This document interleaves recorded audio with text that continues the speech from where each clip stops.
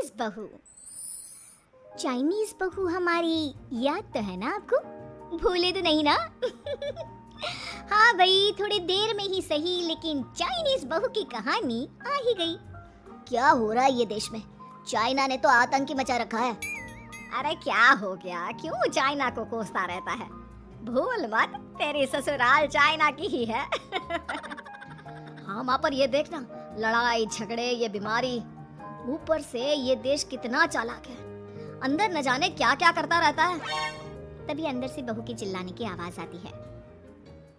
अरे क्या हो गया बहू, क्यों चिल्ला रही है? माँ जी, ये देखिए, ये रूस ने यूक्रेन की हालत क्या कर दी है। ऊपर से चाइना में 2 बड़ा लॉकडाउन लग गया है। माँ जी, अब क्या किया जाए? अरे तो तुम लोगों को क्या परेशानी हो रही है? मैं तो यही नहीं समझ पा रही हूँ। वो क्या है ना माँ, हम लोग चाइना जाने की सोच रहे थे, सांगसू के भाई की शादी है। तो क्या? अरे कौन सा उन लोगों के यहाँ भाई घोड़ी चढ़ता है जो बहन काजल लगाकर नेक लगी? माँ जी, उसकी आंखें बहुत छोटी छोटी है, उसमें या तो पुतली रह सकती है या काजल। साले की पुतली निकाल कर काजल लगा दो, अंधा कहीं का। क्या क्या बोले तुम मेरे भाई के बारे में?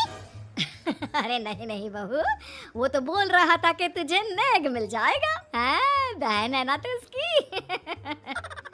नहीं नहीं माँ जी, मैं सब समझती, ये मेरे भाई का मजाक बनाते रहती। कितना सीधा है मेरा भाई, बिल्कुल छिपकली जैसा। नहीं नहीं बहू, सीधा गाय जैसा होता है। सही पकड़े हैं माँ जी। हाँ, तो मेरे भाई की शादी है, मैं चाइना जरूर जाऊंगी। तभी एक पड़ोसन आ जाती है। अरे नहीं नहीं बहू, तू कहीं ना जा, हम लोगों का मन कैसे लगेगा तेरे बिना। ले बहू, तेरे भाई के लिए ये शॉल रख ले, हमारी तरफ से गिफ्ट कर देना।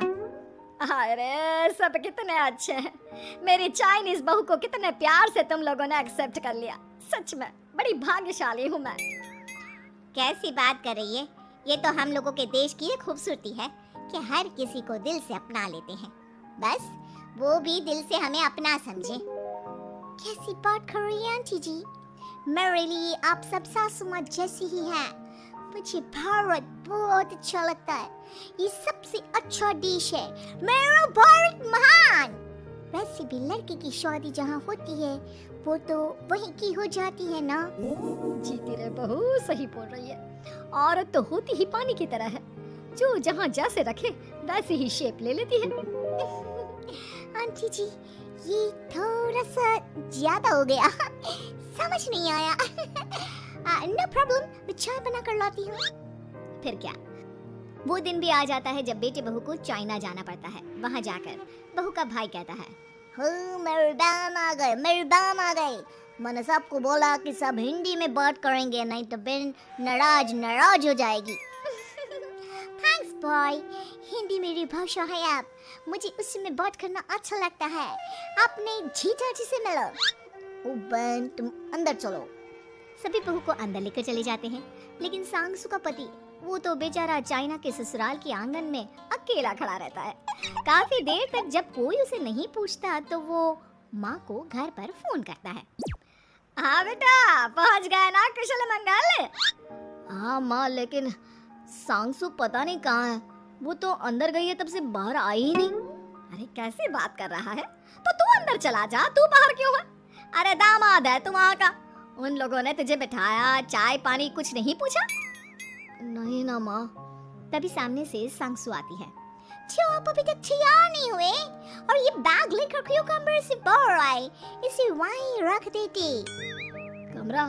कौन सा कमरा? अरे कैसी बात कर रही हो? जब से तुम अंदर गई हो मैं बाहर ही तो खड़ा हूँ। बहू को बहुत हैरानी होती है और गुस्सा भी आता है। तभी उसका भाई और माँ आ जाते हैं। अरे सांगसू, अंदर खाना लग गया है। पहले ये बताओ कि मेरे पति को किसी ने खाना या पानी क्यों नहीं पूछा? वो भारत से ससुराल पहली बार आया है, वो भी मेरे कहने पर। उनकी इज्जत क्यों नहीं की? देख बेटी, तूने जबरदस्ती जिद में शादी की थी तो हम लोगों ने कर दी, लेकिन अब तुम ये सोचो, पूरी चाइना में मैं इस इंडियन को अपना दामाद बताऊं? So sorry. हाँ संगसू, और तुम भी चुप रहना, नहीं तो वो लोग मेरी शादी तोड़ देंगे। ओह, ऐसी बात है। कोई बात नहीं, मैं बाहर होटल में रह लेता हूँ। तुम वही करो जो ये लोग चाहते हैं। कैसी बात कर रहे हो? शादी के बाद पति जैसा भी हो, जो भी हो, पति होता है। वैसे भी तुम्हारे पूरे परिवार ने, सबने बिना सोचे मेरा साथ दिया, मुझे एक्सेप्ट किया और प्यार किया। मैं अपने देश में आपको अकेला कैसे छोड़ सकती हूँ?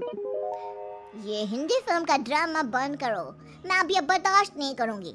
चुपचाप अंदर चलो, नहीं तो ये शादी वादी यहीं खत्म करके इसे अकेले ही इंडिया जाना पड़ेगा। कैसी बात कर रही हो माँ? ये मेरे पति हैं।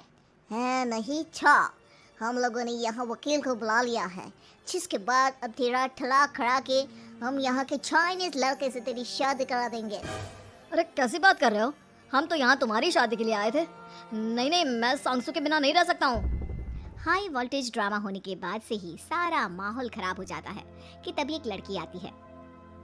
मैंने सारा इंतजाम कर दिया है, सांगसू की शादी का मंडप परसों लग जाएगा। तब तक इसके पति को कमरे में बंद कर देते हैं। सभी सांगसू के पति का हाथ बांधकर उसे कमरे में बंद कर देते हैं। ये क्या खानदानी है? हम लोग मेरे पति के साथ ऐसा नहीं कर सकते हैं। मैं किसी से शादी नहीं करूंगी, ये साफ बात है। पहले मैं अपनी शादी करूं, फिर तेरी भी शादी करवा दूंगा।